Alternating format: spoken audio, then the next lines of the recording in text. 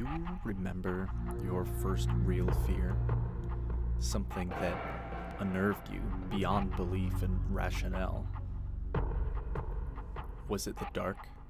Was it the monsters in the closet? The one under your bed, ready to slash your ankles after you get a glass of water? Was it the bees in your shed, or the snakes in the grass and the bears in the forest? I remember my biggest fear, and I remember how I fed it, and how others ruined it, and the relief I felt when I lost it.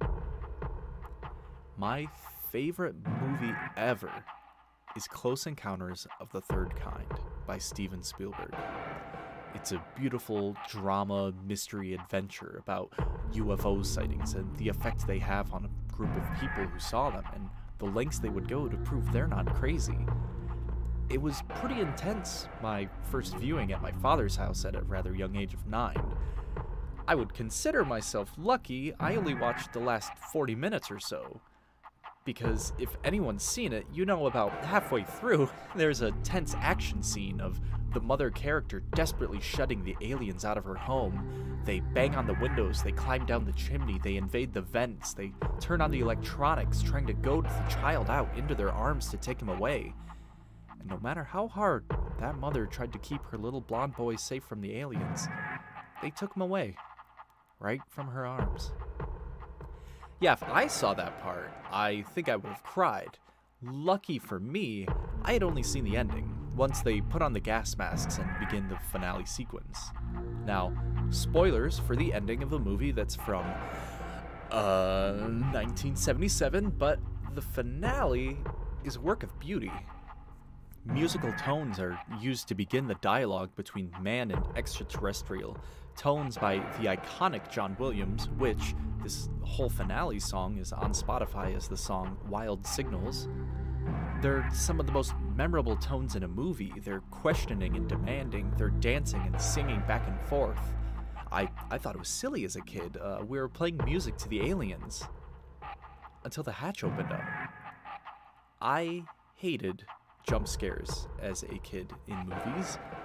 The dog creature jumping from his hole in the beginning of The Dark Crystal. The final strike against Rufio and Hook. I still dislike jump scares, as jaded and old as I am now, not in a fear response, but out of tiredness at this point. But when the hatch opened in Close Encounters, I felt horror. A sting on the string section to welcome a most foul being, some spider creature, his arms long and crusty, dried and spindly. He was coming out of his web to scoop me up. He was immensely tall. I could feel my heart get played like a guitar, the feeling of fear that makes your wrists itch. He raises his hands slowly over his head to welcome you, and then he disappears. The rest of the baby gray aliens come out, scrambling little children in their suits, comically painted with their modern HD release, but I'll never forget the feeling they gave me. Their dead, buggy eyes, their floppy fingers all slapping and caressing Richard Dreyfuss as they took him onto their ship. And then it was bedtime. Me and my brother tucked ourselves into the bunk beds at my father's, its loud, creaky metal frames screeching at the slightest movement. And I waited, because I wasn't sleeping that night. The window in the bedroom was perfectly eye level for a tiny little child alien to peer into, staring at me all night, beckoning me to double check for a little visitor. And thus, I had developed my phobia. A fear that I would desperately try to fight with every fiber of my being for the next 9 years. At first, I tried rationalizing it. I knew, well, aliens are probably real. I remember asking my mother, who, probably out of good faith, told us that there had to be something out there, likely trying to inspire us to dream, maybe write or become astronauts. Not plant a seed of fear. Once rationale didn't work, I clung to fighting back. I got stronger. I started fighting with sticks more. I smashed rocks with bigger rocks. I learned how to throw the tiny pocket knife we hid from our parents. I convinced my brother that we should try learning to fight with our fists, just in case. just in case they were living like us. I tried exposure therapy. I watched Signs, and I just became afraid of what I couldn't see. I asked my mother, do you think the aliens want us? And she said, maybe. She said, maybe they wanted to study us. I started to develop a fear of the marks on my body. Every new scar I couldn't explain, every white streak on my body, every mole or freckle that I couldn't place. I asked my mother if she knew where they came from, and likely to keep custody of her children, she told me all of my flea bites, all my scars, well, maybe the little aliens did it. I wonder if she understands how that destroyed me. I might tell her someday, laughing at how it ruined my sleep for years. I tried other movies. I watched Mars Attacks, which is a silly, not really great movie. It's a dark comedy, and all it did was inspire me to sleep next to a radio, just in case the aliens would act just like those ones. Just in case the polka Sunday music would make their little heads explode in their helmets.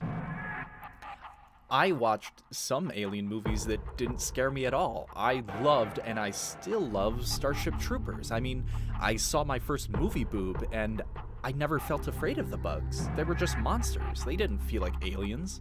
I watched the Alien film franchise, and once again, I wasn't afraid. They're just monsters, and I love monsters. It was the Greys that I hated.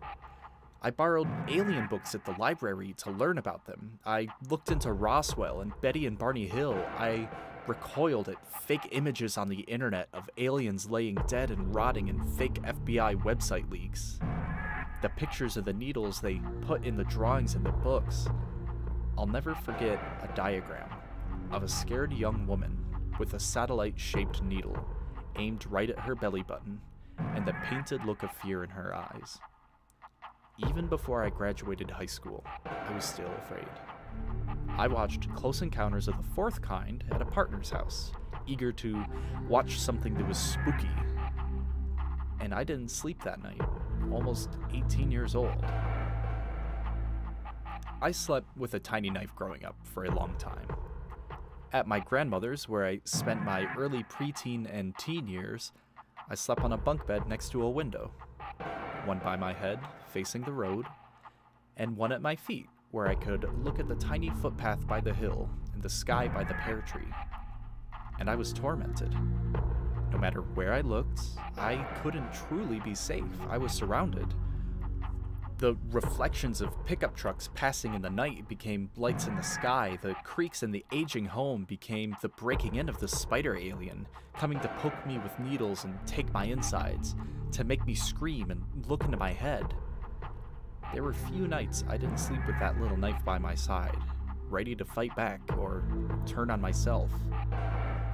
Which isn't something a little boy should be thinking about. I had freshly turned 18 when I got over this fear. Slowly eroded away as I paid attention to girls and grades and choir concerts, and then moving all the way across the state. I learned about how space affects biology, how faster-than-light travel would break physics, and how vast the universe is, how far we all are from each other. The Fermi paradox became my salvation, breaking me free from my extraterrestrial irrational fear. Of course, if I saw an actual alien in real life, I'm sure I would begin to foam at the mouth and fall over, but my fear is no longer little gray men taking me out of my bed at night, but a popped tire or slipped bearing in a drum, like a real adult.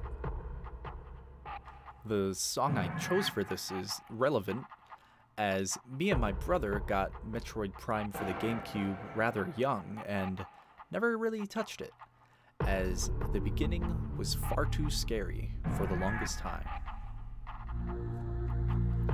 Although the title calls this fear rational, I certainly was anything but.